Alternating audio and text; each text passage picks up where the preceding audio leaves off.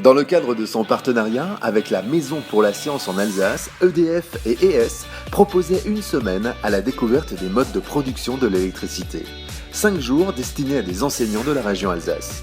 À Kems pour la production hydroélectrique, à Soultz-sous-Forêt pour la géothermie, à Fessenheim pour le nucléaire, à Toul pour le photovoltaïque et l'éolien, et à Karlsruhe pour la recherche.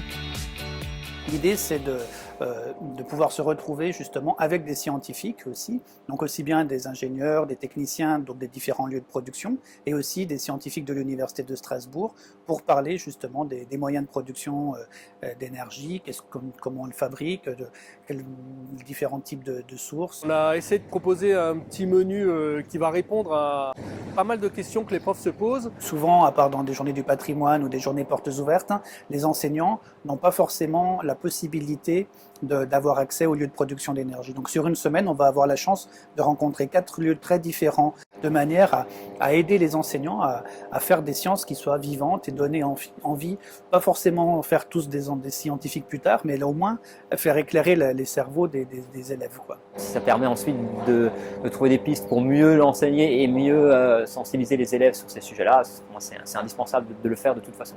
Et pour nous, ce qui est très important, c'est de susciter des vocations chez les jeunes. Donc plus les cours seront riches, plus ça pourra susciter des vocations, parce que les métiers de l'énergie sont des métiers d'avenir. Encore, il y a des gros recrutements dans nos métiers de l'énergie. Et donc on a besoin de susciter des vocations, que ce soit pour des monteurs électriciens ou des ingénieurs qui vont réfléchir aux centrales du futur.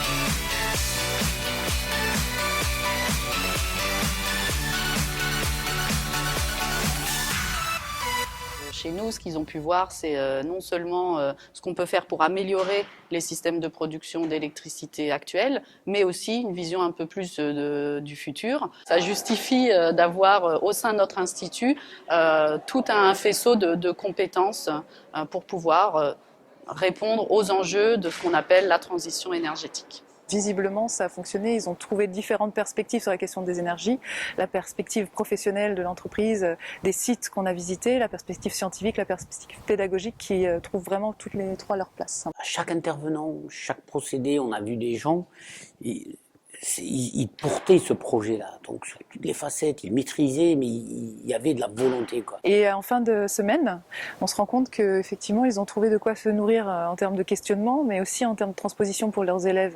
On a eu des témoignages très forts à la fois de l'émerveillement de ce qu'ils ont vécu sur le site, l'immersion sur site, la rencontre des acteurs, l'enthousiasme des acteurs était visiblement communicatif. On a eu des éléments de réponse qui nous permettent d'aborder les choses de manière beaucoup plus correcte, plus juste. Je suis très reconnaissant, quoi.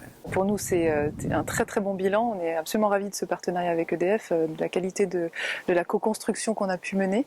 Et on est ravis de pouvoir refaire ça dès l'année prochaine. Il y a de l'espoir dans l'humanité. Il y a l'intelligence qui peut trouver la solution aux énergies fossiles. Donc il n'y a pas à s'inquiéter.